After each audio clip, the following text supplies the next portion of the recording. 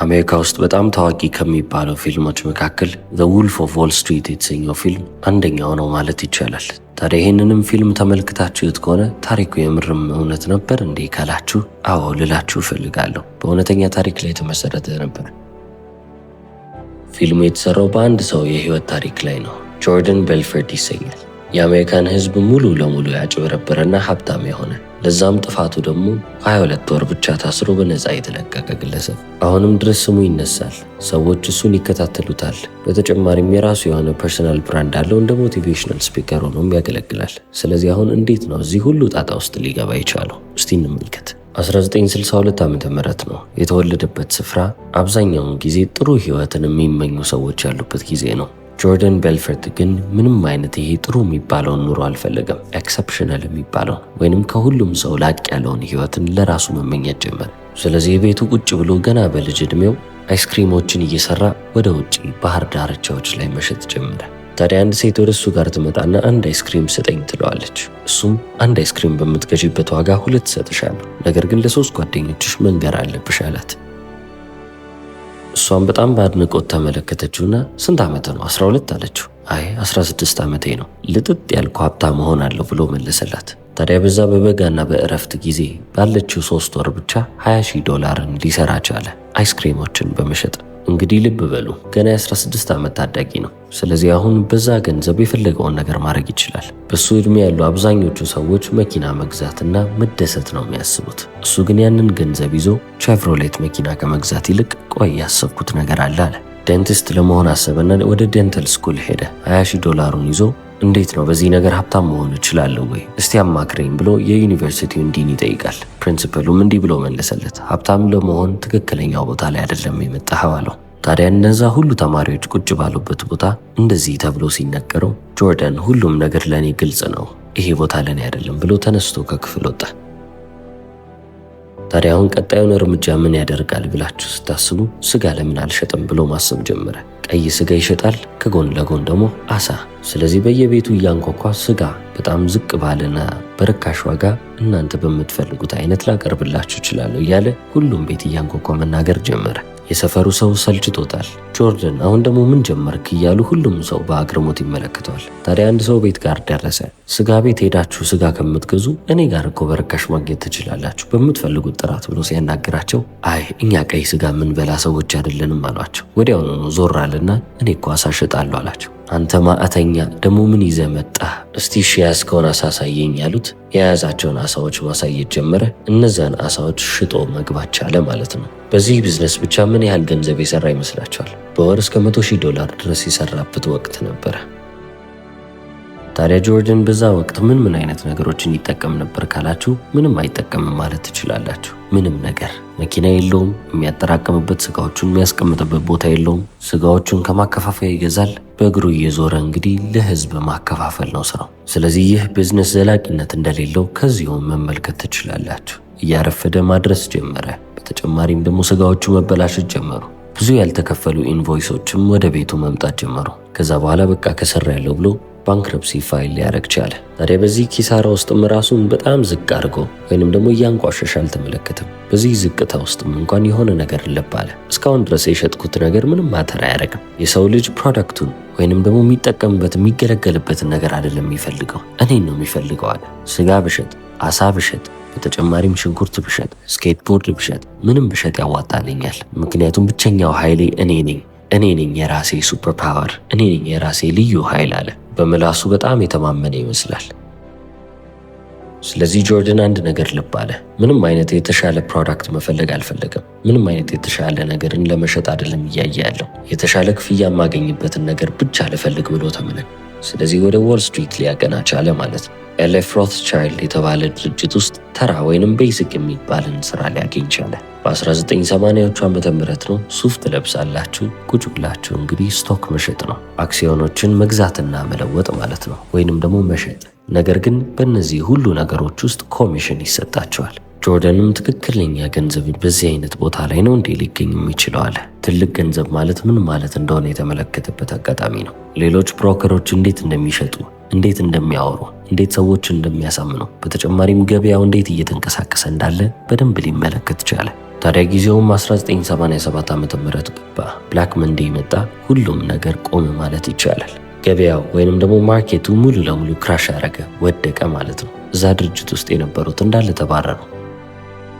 ታዲያ አብረውት የተባረሩ ሰዎች እንዳለ ባሉበት ሁኔታ ወይንም ባጋጠማቸው ነገር ሲማረሩ፣ ጆርደን ግን የታየው ነገር ሌላ ነበር። ምንም ዋጋ የሌላቸውን አክሲዮን ወረቀቶች ማግኘት ጀመረ። ታዲያ እነዚህ ዋጋ የላቸውም። ሌሎች ብሮከሮች እንዲህም ብለው አይጠጉትም። ታዲያ አሁን ይህንን ወስጄ መሸጥ አለብኝ አለ።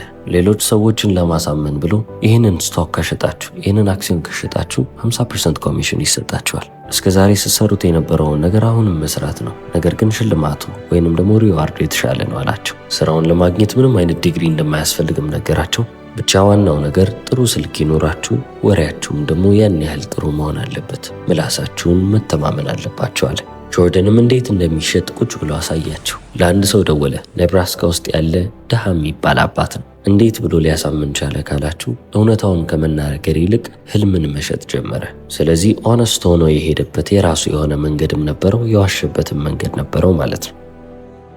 አሁን ምንም አይነት እዚህ ግባ የምንባል አይነት ሰዎች አይደለንም። በጣም ትንሽዬ ድርጅት ነን። ነገር ግን እጃችን ላይ ያለ መጪውን ማርኬት መጪውን ገበያ ይቆጣጠራል ብለን የምናስበው ቴክኖሎጂ አለን። ይህንን ቴክኖሎጂ ትላልቅ ድርጅቶች አላዩትም። ስለዚህ አሁን አንተ እድልህን ቶሎ ውሰድ። ትላልቅ ድርጅቶች አንዴ ካወቁት በኋላ የዛኔ ዋጋው ይጨምራል። አሁን አንድ ሼር $1 ብቻ ነው የምትገዛው። አሁን ብትገዛ ጥሩ ነው።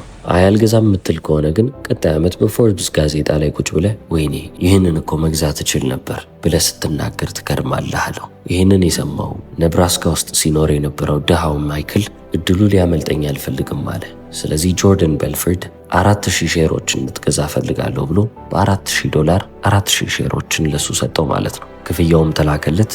ባንዴ ምንም ነገር ሳያመጣ ምንም ነገር ሳይጨምር $4000 ኪስ ውስጥ አስገባ።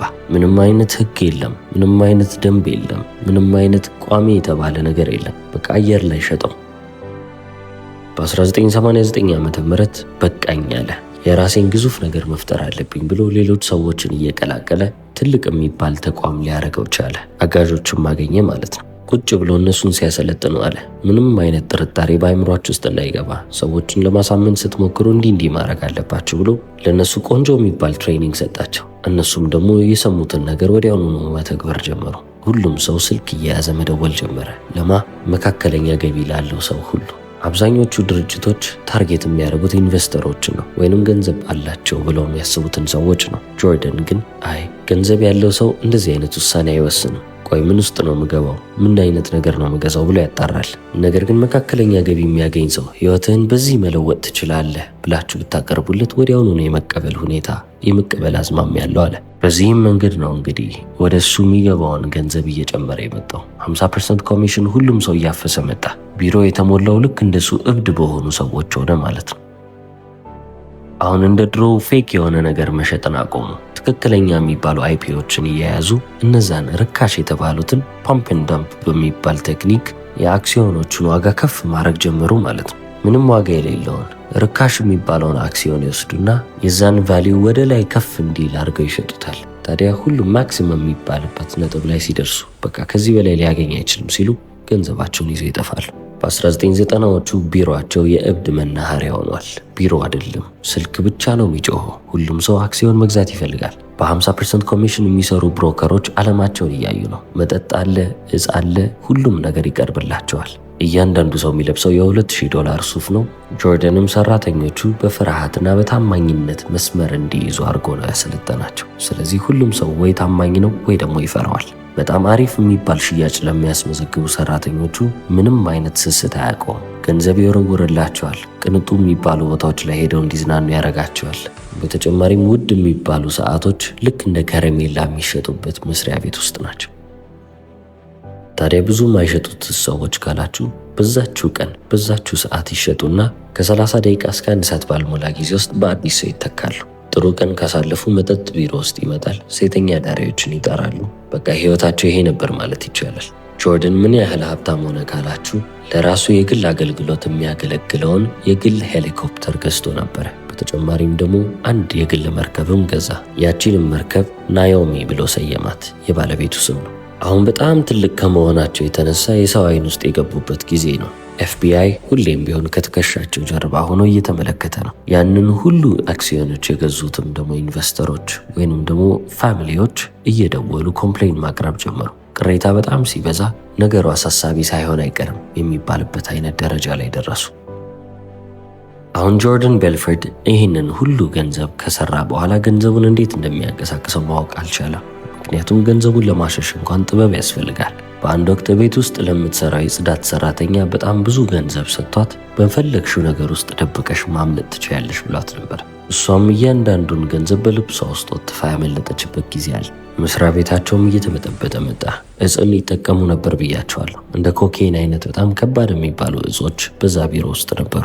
በአንድ ወቅት እንደ ሪዋርድ ወይንም እንደ ሽልማት የሚታስበው ነገር አሁን የነሱ ሸክም ሆነባቸው። ሁሉም ሰው መዳከም ጀመረ። ስልኮች ይጠራሉ፣ ማንም ሰው የሚያነሳ የለም። ሁሉም ሰው ሱሰኛ ከመሆኑ የተነሳ መውደቅ ጀመረ። ቢሮ ውስጥ መተኛት በጣም የተለመደ ነው። አንዳንዶች በስራ ላይም ሆኖ እዛው ፌንት ይወድቃሉ። ሰራተኞች እርስ በእርስ መጣላት ጀመሩ። በምንድን ነው የሚጣሉት ካላችሁ በኮሚሽን፣ በሴቶች፣ በተጨማሪም በእጽ። ጆርዳንስ በግል ህይወቱ ምን እያጋጠመው ነው ካላችሁ ከሚስቱ ጋር ያለው ግንኙነት እጅጉን ተበላሽቷል። ምን ያህል የእጽ ተጠቃሚ እንደሆነ ልብ እያለች ነው። መኝታ ቤቷ ውስጥ ብዙ ፒሎችን ወይንም ብዙ የሚዋጡ እጾችንና ስሪንጆችን ታገኝ ነበረ። ይህም ደግሞ ለእሷ በጣም አስደንጋጭ ነው፣ ምክንያቱም የ3 ዓመት ልጅ ነበራቸውና። በአንድ ወቅት የ3 ዓመት ልጁን ጋቢና በማስቀመጥ ፌራሪ መኪናውን በሚነዳበት ሰዓት ላይ የተጋጨበትንም ጊዜ ማስታወስ እንችላለን። ፊልሙ ላይ ሁሉም ተገልጿል። ታዲያ ኦክቶበር 1996 ዓ.ም ሁሉም ነገር በመጨረሻም የተያዘበት ጊዜ ነበረ። ኤፍቢአይ ወደዛ ድርጅት ሄደ። ሁሉንም ነገር ተቆጣጠሩ። ፋይሎቹን መሰብሰብ ጀመሩ። ማስረጃ ሊሆን የሚችል ማንኛውም ነገር እየተወሰደ ነው። አንዳንድ ሰራተኞች ፋይሎቹን በሽንት ቤት በኩል ለመልቀቅና ለማስወገድ ይሞክሩ ነበር። ግማሾቹ ለማቃጠል ይሞክራሉ። አንዳንዶቹ ቀዳደው ቁጭ ለማድረግ ይሞክራሉ። ብቻ ብዙ ጥረት ነበረ። ኤፍቢአዮች ግን የሚፈልጉትን ነገር እንዳለ አግኝተዋል። ጆርዳንን ግን እስካሁን ሊይዙት አልቻሉ። ምክንያቱም በሱ ስም የተደረገ ምንም አይነት ነገር የለም። ገንዘብን እንዳያንቀሳቀስ ግን ታግዶ ነበረ። $2 ሚሊዮን ወደ ስዊዝ ባንክ ለማንቀሳቀስ ሲሞክር የዛኔ ኤፍቢአዮች አገኘነህ አሉት። ስለዚህ አሁን ሊፈረድበት የሚችለው ፍርድ በጣም ትልቅ ነው። 30 ዓመት ፌዴራል ፕሪዝን ውስጥ ሊታሰር ይችላል። በማጭበርበር፣ በደህንነት ስጋት፣ በተጨማሪም ደግሞ መኒ ላውንድሪንግ ወይንም ገንዘብ በማሸሽ ትላልቅ በሚባሉ ኬዞች የተያዘ ሰው ነው። ስለዚህ ራሱን ነፃ የሚያወጣበት መንገድ ያስፈልገዋል።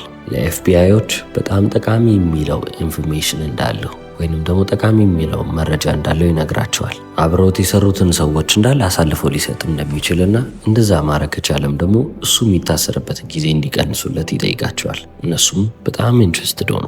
ደስ እያለን አንተ የምትለውን እናደርጋለን አሉ። አሁንም በምላሱ ሊያመልጥ ቻለ ማለት ነው። 30 የሚሆኑ አብረውት ሲያጭበረብሩ የነበሩ ሰዎች እንዳለ ተያዙ። ብሮከሮች፣ ጓደኞች፣ ፓርትነሮች፣ ሁሉም ማለት ይቻላል። አንዳንዶች ከሱ በላይም የታሰሩበት ጊዜ ነበረ። እሱ ምን ያህል ጊዜ ታሰረ ካላችሁ ከ30 ዓመት ወደ 22 ወር ሊያስቀንስ ቻለ። እንግዲህ 2 ዓመት 24 ወር ከሆነ 2 ዓመት እንኳን ሳይሞላው ነው ከዛ እስር ቤት የወጣው ማለት ነው።